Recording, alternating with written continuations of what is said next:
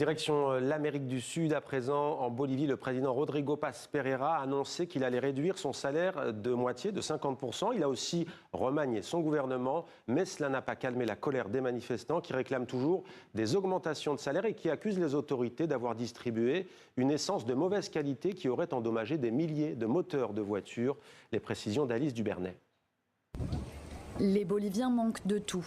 Pas assez de combustible, pas assez de médicaments, pas assez d'argent. La politique économique du gouvernement de centre droit de Rodrigo Paz a déclenché les plus grandes manifestations depuis le début de son mandat. Depuis 4 semaines, des blocages s'organisent. Les manifestants et la police s'affrontent à La Paz pendant que des routes dans tout le pays sont barrées. Des milliers de paysans, ouvriers et mineurs demandent un changement. Il nous a discriminés. Ce gouvernement qui nous affame nous a traités comme des vandales parce qu'il veut s'emparer de nos ressources naturelles. Mais nous n'allons pas le laisser faire. Il n'est pas bolivien. Rien de la Bolivie ne sera vendu. Rien.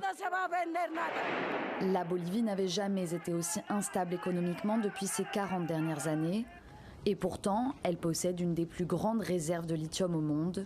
Dans le désert de sel d'Uyuni, sa quantité est estimée à 21 millions de tonnes. Des projets avaient par le passé évoqué une production et une fabrication de batteries boliviennes sans jamais réussir à se concrétiser. Certaines entreprises exploitent ces ressources, mais la population n'en voit pas les retombées économiques.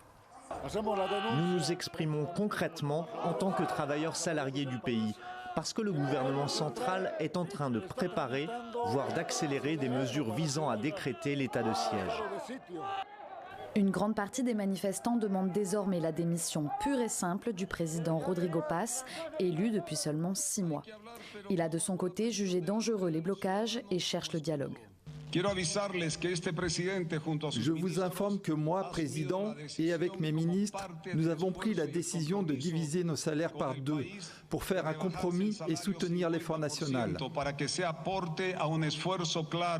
Pour le moment, La Paz reste totalement paralysée. Les transports vers ou au départ de la capitale bolivienne sont à l'arrêt.